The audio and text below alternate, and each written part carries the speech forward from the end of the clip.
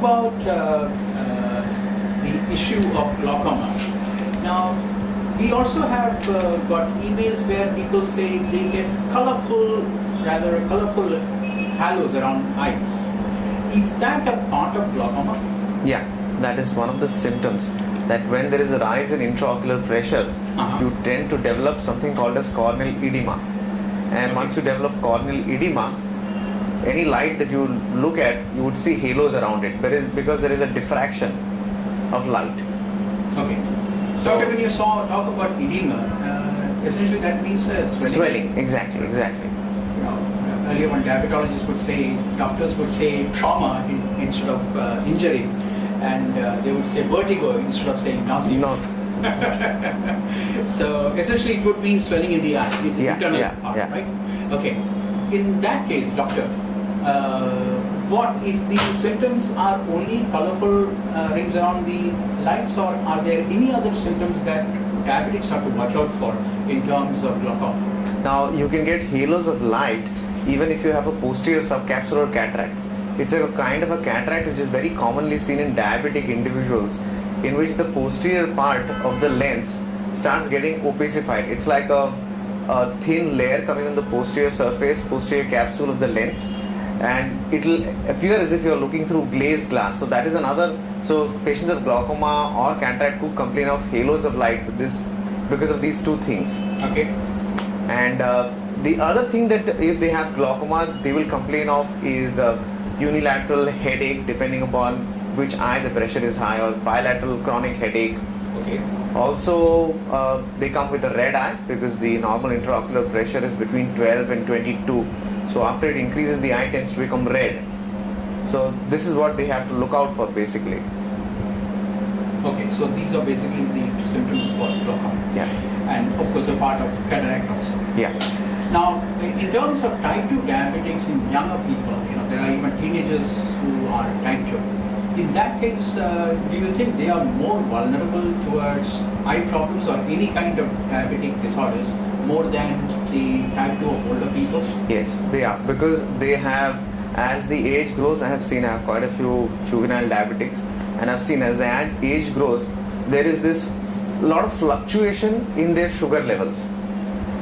Their diet, their schooling, or whatever it is, that leads to this fluctuation in sugar levels, due to which these people are at a higher risk of having these diabetic complications if not brought under control. I was pointedly asking you about type 2 in younger people. Will that also hold true for type 2 in younger people? Chubby, Yes. overweight kids. Yes, because always getting sugar levels under control in children has been slightly difficult than in adults. Basically because of compliance. Yes. Okay.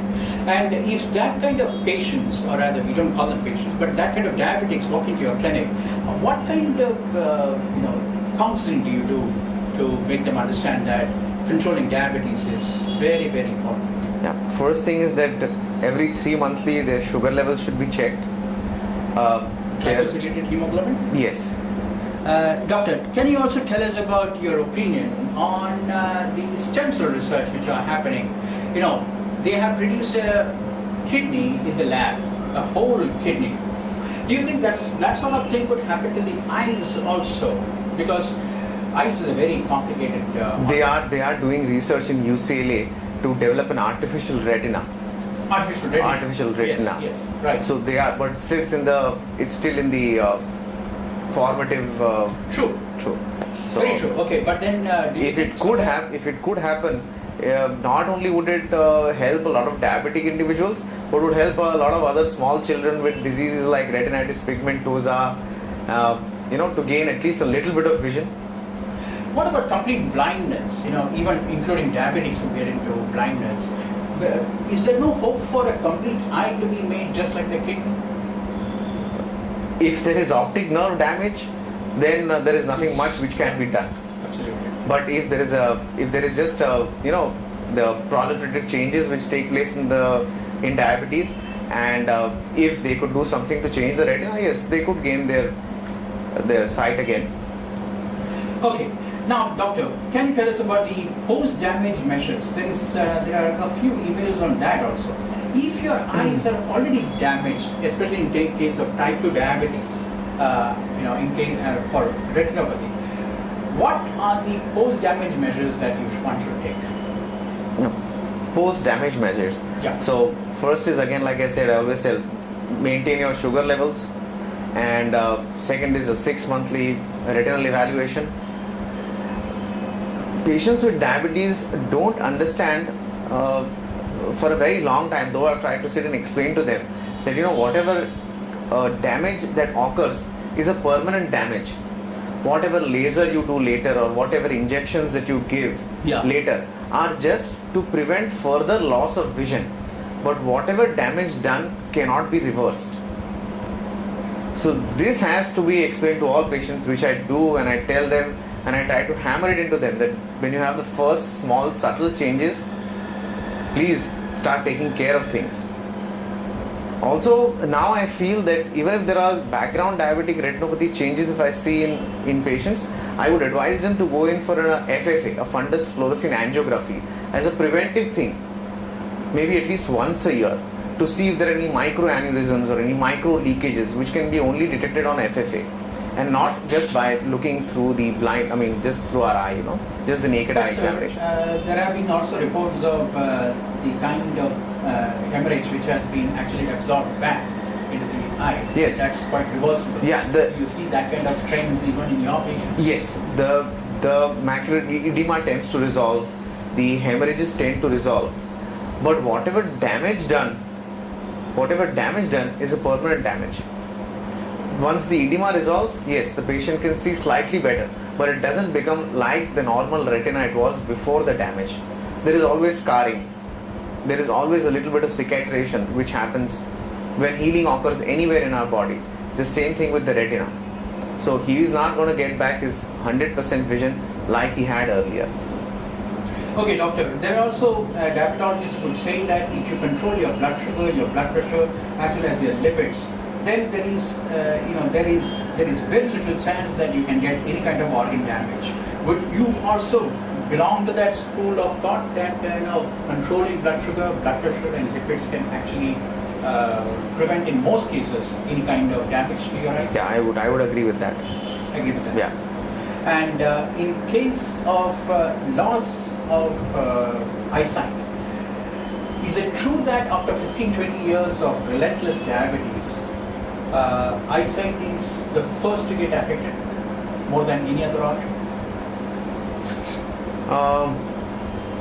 I ask you this again because diabetologists would say the last is the nerve and the foot, and first is always the kidney. And the kidneys and the small vessels, because these are small vessels and they do tend to get affected earlier. And what happens basically in retinopathy is that the vessels get blocked, and then the new vessels form. These new vessels are very thin. Their wall is very, very, very thin. And so it's more likely prone to damage, and that's why all the bleeding and all the other complications. Blood pressure can make it worse. Yes. Now, when it comes to reversing the damage, are there any other reversible symptoms or reversible kind of damage that can be done in diabetes in terms of retinopathy or glaucoma or any other disordered cataract? For retinopathy? Yeah. Reversible damages, if there is a bleeding, laser has to be applied to it to prevent further bleeding and prevent further loss of vision. Mm-hmm. If there is macular edema, there are drops for it. Drops don't tend to act very well because by the time they penetrate and reach the retina, the amount is very small. So there are injections like Avastin and Lucentis, which we do give to patients with macular edema, which tends to resolve. It takes about 3 to 4 weeks, but it does take time. Okay. Doctor, there are reports which are of alternative medicine which talks about walking bare feet on grass can improve your eyesight, as well as yoga. Yoga helps in blood circulation hugely. Now, would you also recommend that kind of, Yoga, yes. Yoga, yes, I would recommend. Okay. I've seen a lot of patients who have started doing yoga and a lot of things have come under control. Okay. But I don't know about walking barefoot on